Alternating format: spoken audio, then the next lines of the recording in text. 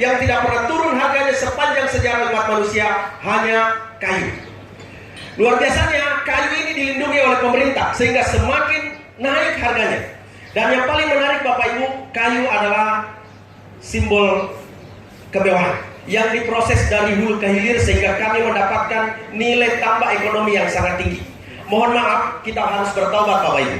Beberapa waktu yang lalu, tanpa menyalahkan pejabat pemerintah sebelumnya, bahwa kita hanya fokus ke menjual kayu gelondongan ke luar negeri.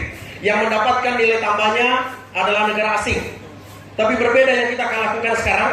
Saya memperkenalkan jam tangan saya Bapak Ibu. Ini segenggam kayu bisa menghasilkan harga kurang lebih 4 juta jam tangan saya.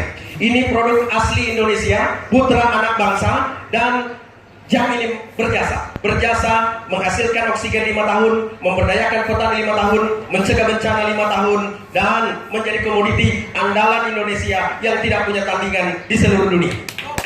Oke, sayang sekali waktunya sangat terbatas. Lanjut. Nah, kayu ini produk unik, apalagi kalau dikelola di sistem kami pecah-pecah menjadi berbagai item produk.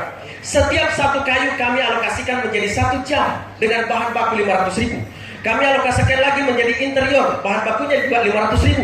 Kami alokasikan lagi menjadi lantai kayu, alokasinya juga 500.000. Sehingga setiap satu pohon kayu bernilai ekonomi 1,5 juta. Bisa dibayangkan kalau 1.000 pohon jadi berapa? 1,5 miliar. Dan seterusnya. Nah, tetapi pohon ini ditanam di lahannya petani, sehingga petani kebagian bagi hasil 20%. Dikelola oleh perusahaan dapat 10%. Dan pemilik pohon dapat 70%. Baik nggak perusahaannya? Bagus, luar biasa.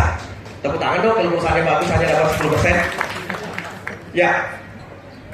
Nah, yang menarik Bapak Ibu, ini satu-satunya aset dengan pertumbuhan tertinggi saat ini. Ya. Saya kasih contoh, kalau kita tanam 1 hektar, 5 tahun kemudian panen, dapat 744 pohon. Nilai panennya 1,5 juta dikali 70%. Sehingga 744 pohon dikali 1.050.000 dapat 781 juta, 2 juta. Ternyata ini sudah ada yang menyiapkan bibitnya, sudah ada yang menyiapkan lahannya, sudah ada yang menyiapkan penanaman perawatan, sudah disiapkan perawatan sampai panen, industrinya, bahkan disiapkan asuransi syariah. Ya, dan ternyata pertumbuhannya naik lebih 4 kali lipat dalam waktu 5 tahun. Saran saya kepada para bupati yang hadir hari ini, segera kami mengajukan untuk program namanya TASGA.